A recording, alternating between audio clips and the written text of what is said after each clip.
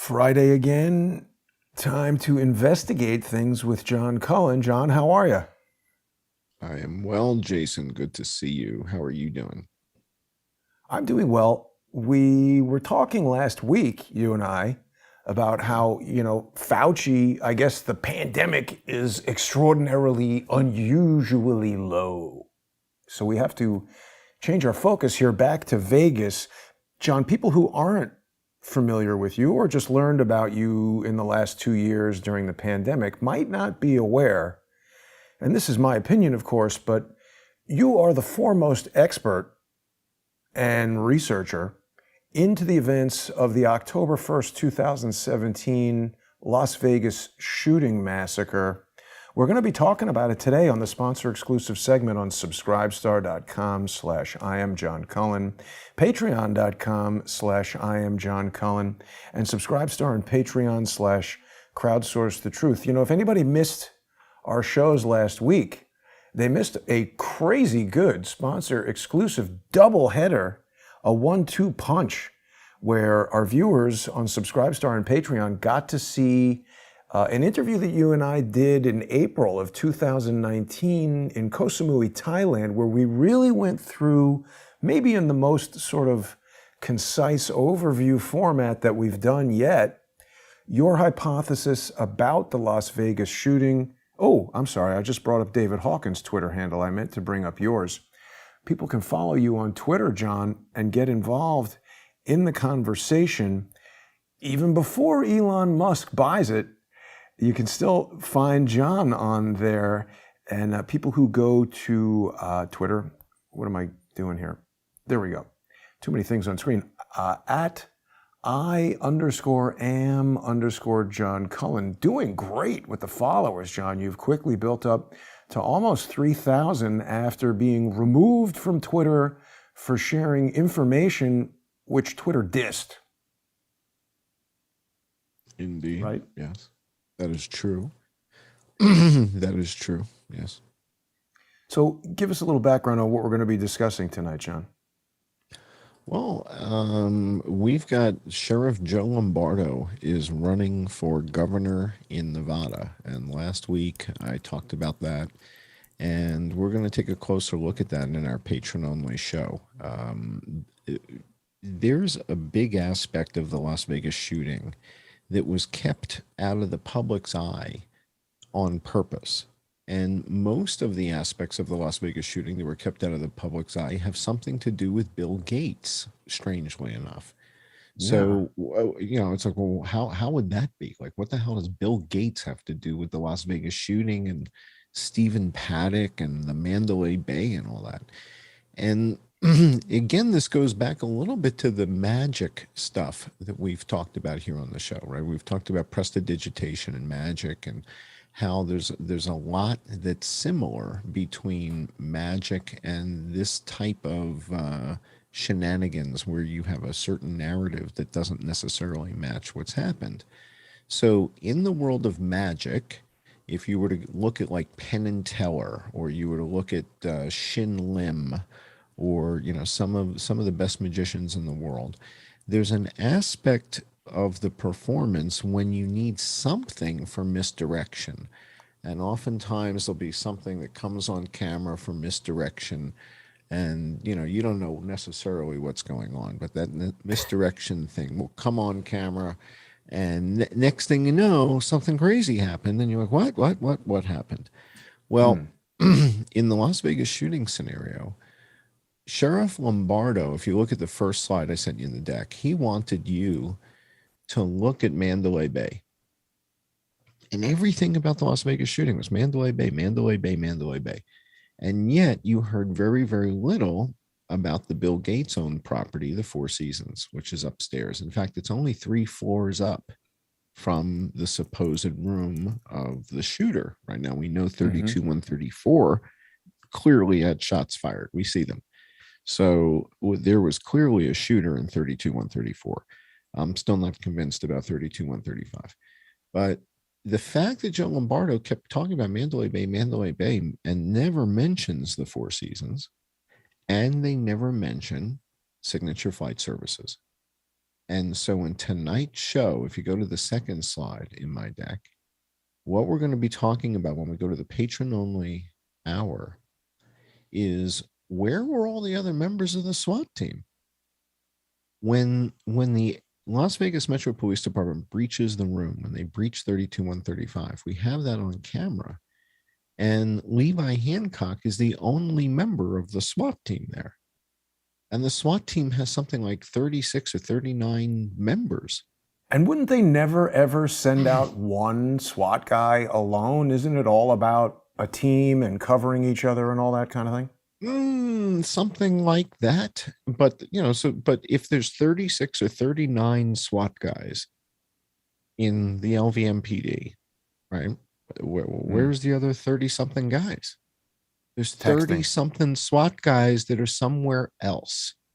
And in tonight's show, we're going to look at official footage from the LVMPD that was provided by the LVMPD to see if we can figure out, is this the SWAT team? Is this what we're looking at here?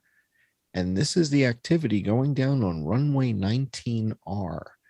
And so the question is, where were all the other members of the SWAT team, right? You got 30 other guys. Levi Hancock, we know where he is. We see him on body cam, right? We see him. He's Mr. Hero. He goes, blows up the door, goes inside. Next thing you know, we hear bang, nice shot or headshot or something like that. But where's all the other SWAT guys? They show up a while later. So much, much later they show up.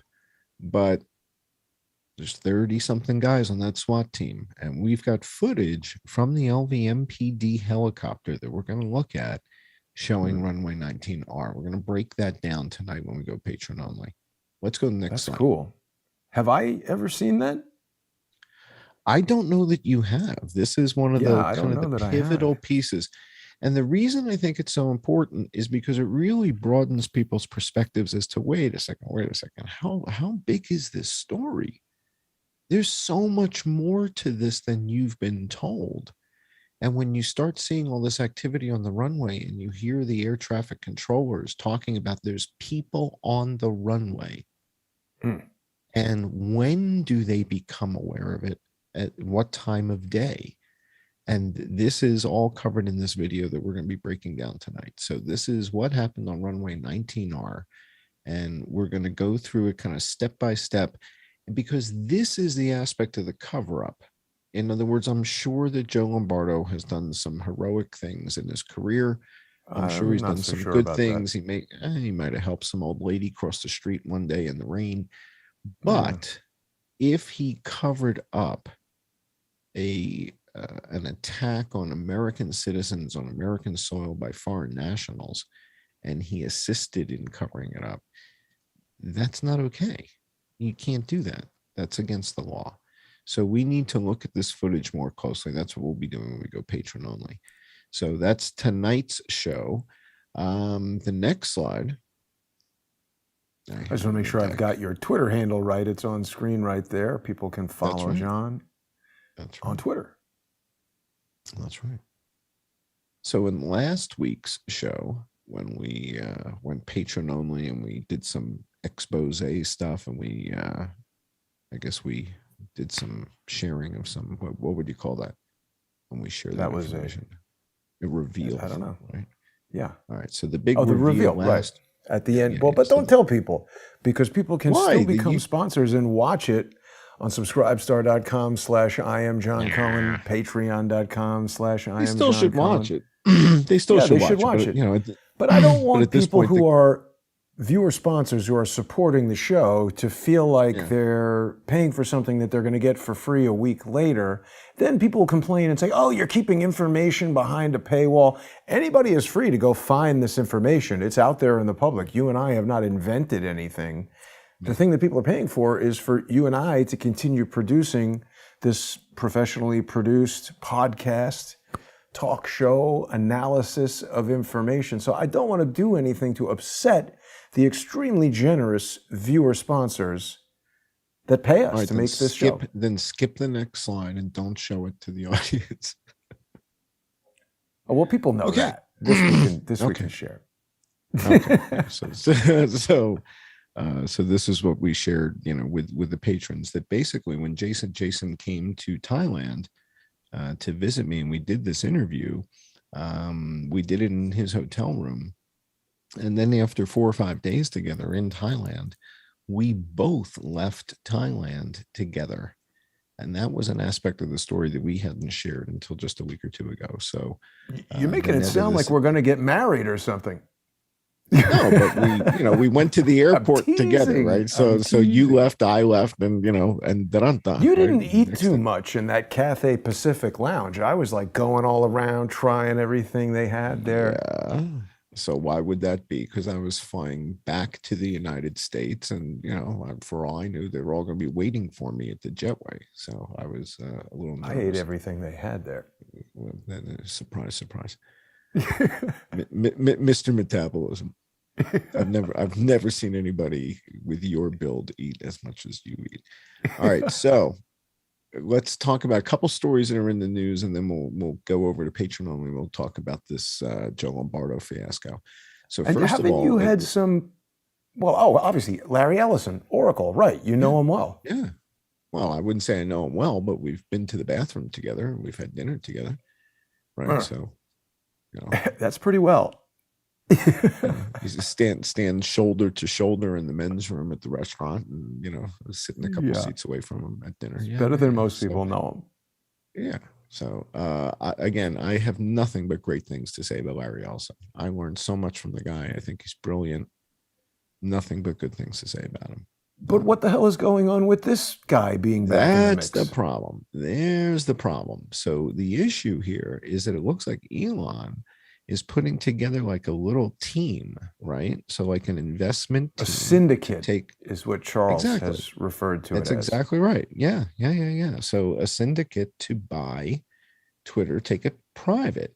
Now, Larry Ellison, I can certainly understand, but in involving Al-Walid bin Talal, who at one point I think owned 7%. I don't know how that's fluctuated over time. 5.2 is the highest number I've seen of his personal ownership, but there's apparently some separate investment from Kingdom Holdings, which he also owns.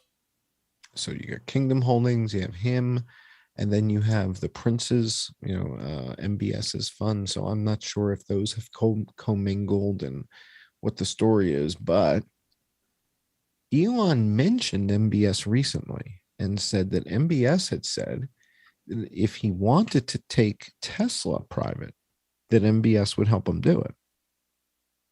Wow. So I like the way this is shaping up, John, because it's quite clear that there's like a team MBS and a team Walid, and Trump and those kind of guys are on the MBS side, and Bill Gates, who is absolutely a professional scumbag, he's down with Al-Walid.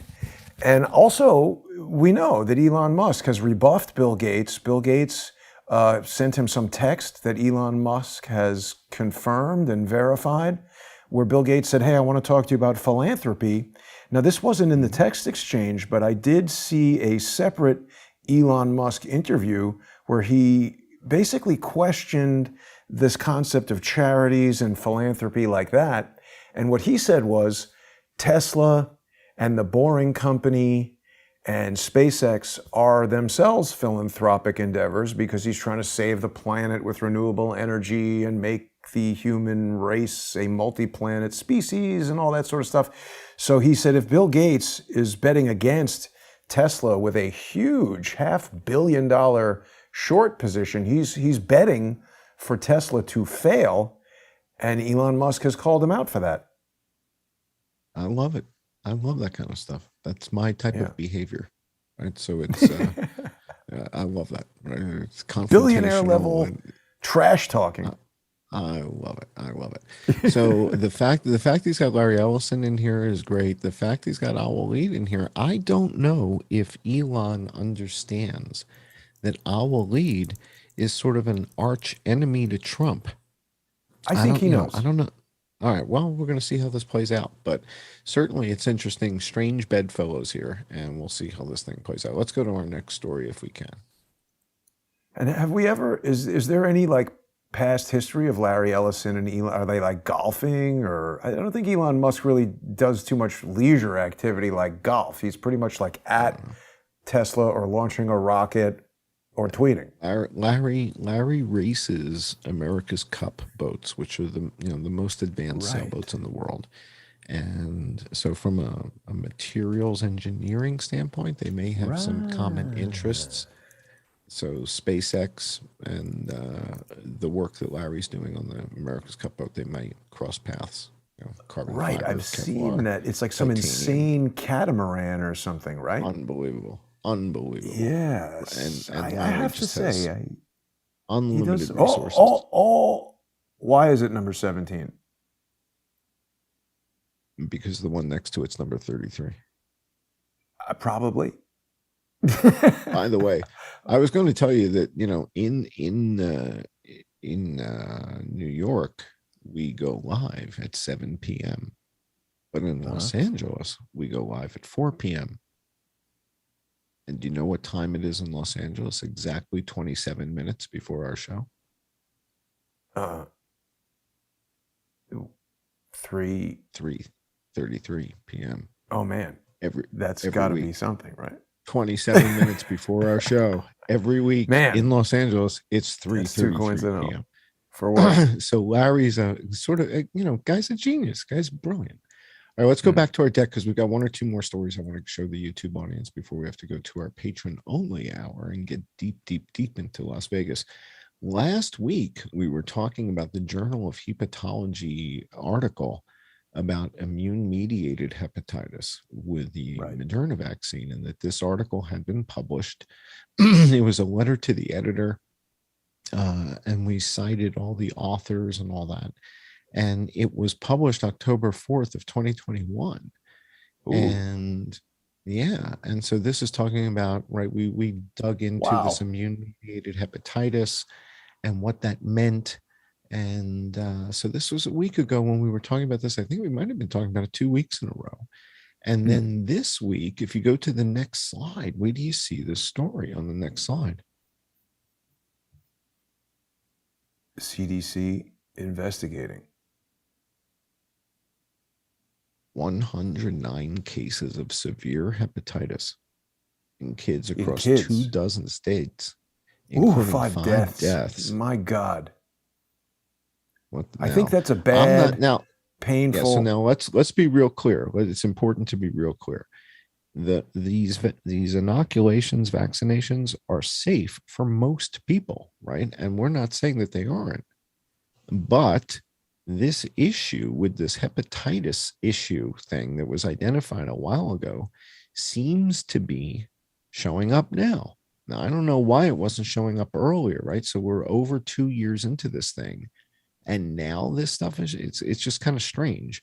Well, but October, the fact that, we were reading about it. Yeah. So they were talking about it, reading about it. People were citing it, showing it. And now the CDC is starting to dig into this. And so this is becoming a bigger issue. The WHO is looking into this. So there's articles about this hepatitis all over the place now. And of course, this is concerning, right? This is really concerning. Yeah. Now, that when, we like to do our public service announcement. So before we go patron only, we need to do a public service announcement on the next page. So for those of you who are concerned, the FDA does have a page for drug recalls. So you can just do a quick search and you'll find this website. This is the FDA, U.S. Food and Drug Administration's drug recall page. And if you go to the next slide on my deck, you'll see just a couple of the 333 drugs that is that the number? Holy cow. 333 entries. Thank you very much. Thank you, ladies and gentlemen. Thank you very much. Thank you very much. Thank you. All right, so this is just a handful. Zoom out a little bit. Show people this page, right? There's 333 drugs that have been Chantix. That have been recalled. So, then people say, what about Pfizer, right? Have any of them been Pfizer? Well, of course. Yeah. Children's Advil, The That's dosage terrible. cup provided is marked in teaspoon increments, and the instruction label are described in milliliters. Oh So boy. that means, so people are giving their children 47 times too much children's Advil Oh, because wow. of the mismarkings or something like that. I might have gotten the number Hmm. wrong, but you see that Pfizer makes mistakes. Pfizer makes mistakes, That and right? money. It seems. But fine, and you see the Accuretic, the Greenstone brand of Accuretic from Pfizer, that had a What is it? nitrosamine in it. The third item down on that But what page is it? is Accuretic, yeah, quinapril hydrochlorothiazide, quinapril, Hmm. and quinapril tablets.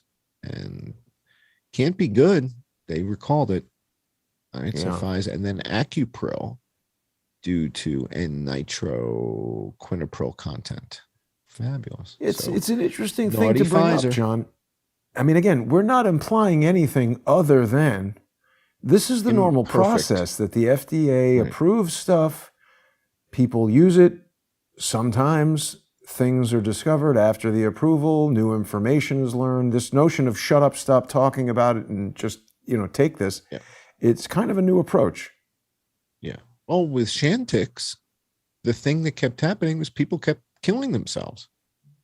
Yeah, Right. that's And then Pfizer an said, adverse. yeah, I think we better take this off the market. Yeah, this is, There's or, another or one. ship it to China. Right. So, Well, Elon Musk was talking about this. There's some kind of dust up now where I forget the drug that he was talking about, but he said that psychedelics are better for depression, or he's spoken to people who have said that, something like that. yeah, yeah. And the drug that he was talking about, there is a known side effect of suicide. They even say it on the commercials, suicidal thoughts Oh, and yeah. Oh, tendencies. absolutely. No doubt about it. That's bad. Well, I think we're running out of time, but in China, Xi Jinping is under pressure regarding his COVID zero approach. Oh, And it's interesting hearing people ridicule this COVID zero approach. And yet, when you then look at the numbers that the WHO is reporting, it's pretty you low. see, well, you go next slide, 15,372 people have Ooh, died it's in going China, up. went up about 370 in the past week. But when you go to the next slide and you compare China side by side, right? We called this the China virus, the Wuhan coronavirus. China has fewer people dead than, Louisiana, fewer than South Carolina, fewer than Alabama. And it's hard to comprehend. Well, what? China has fewer people dead than Alabama. What? Yeah. Fewer people dead than Indiana and Missouri, fewer people dead than Tennessee. And yet we called this the China virus. Well, It Trump sure did. does. Well, the media did too. Every That's channel called true. it the Wuhan coronavirus, the Wuhan Well, coronavirus. you're right. I have it on film, the No, you're right. Wuhan coronavirus. So, yeah, when you look at the facts, it sure does feel like somebody got fooled. And we're going to look at how Joe Lombardo was able to do this and how he was able to fool everybody by having everybody focus on Mandalay Bay Yeah. instead of runway Richie 19R. Richie in Vegas was questioning, nobody who's an insider at the Four Seasons has said anything. Obviously, if you knew that the, member of the Saudi royal family who owns the hotel was planning some devastating thing, including violence or whatever, you could understand how that might kind of cool somebody's enthusiasm for revealing that. It seems like a good way to get killed.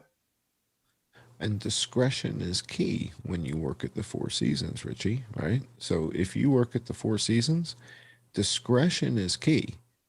And it's interesting because they know everything about the guests. They know what newspaper they like. They know, which coffee you like, you know, whether you like maple syrup on your pancakes or blueberry syrup. I mean, they know Because they want the everything. waiter to come over and do that before the super fancy rich person asks. They don't want you to screw it up. So I'm inferring from what you're telling us, John. Did they have that conversation with you? Like, you can't be posting pictures with celebrities and stuff like that. They must, for employees, select people based on their best ability to determine that this is somebody who is going to not say anything. Interestingly, I was not an employee. I was a contractor. So I didn't go to the employee meetings and they couldn't tell me what to do. Got it. Yeah. But I got to see it Well, from anyway, behind the scenes. I mean, I ate in the employee cafeteria, so I was that's pretty good. backstage. Yeah, I was backstage. So I got to see how they ran it. And believe me, discretion is key. Discretion is key. Yeah. So. Well, anyway, Richie's not satisfied. He says people blow bigger stories than this. If he's in Vegas, go over to the Four Seasons and develop some sources and start talking That's to people. What we need. Richie, Right. if we get a bellman from the Four Seasons that says, "Oh yeah, I carried MBS's wife and kids' bags up," they're not going to say that. Yeah. Right. Well, if Richie but John, Richie we're knows almost out of time Richie here. Richie can join us and everybody else who wants to hear more answers to some of these questions in just 4 minutes here on subscribestar.com/IamJohnCullen, patreon.com/IamJohnCullen, and Subscribestar and Patreon/crowdsource the truth. There's even more reason to sign up and become a sponsor now. It's the beginning of the month still. And on Fridays, it's a great time because we've got David Hawkins in the afternoon. John Cullen Investigates right now coming up at night. And then tomorrow, we've got High Dive with Lee Stranahan. So get onto Subscribestar or Patreon, become a sponsor. Help us keep this show going, keep corporate sponsorship out of your flow of information. And we'll see everybody on Patreon and Subscribestar in just 3 minutes.